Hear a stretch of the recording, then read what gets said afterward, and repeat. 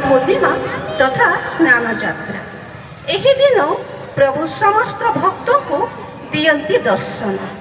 एही पवित्र दिवसटी को सर्वजनीन स्नान यात्रा कहती जनसाधारण।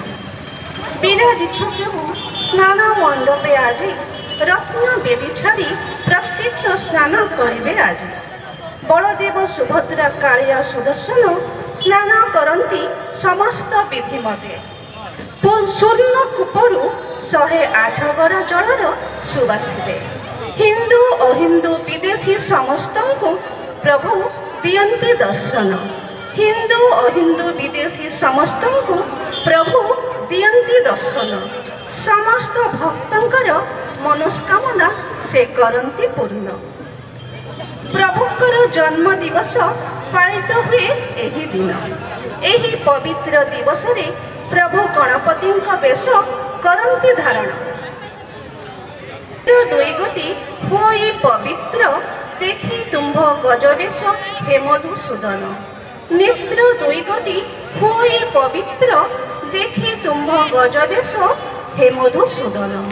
जेती देखिले भी मन बुझेती मो कालिया धन।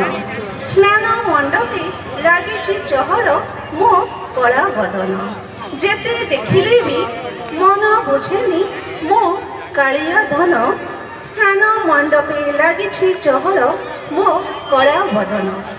देव स्नान परे पतित पावन हुंती असुस्थ। अणसर गृहे 15 दिवस चिकित्सा परे हुंते से सुस्थ।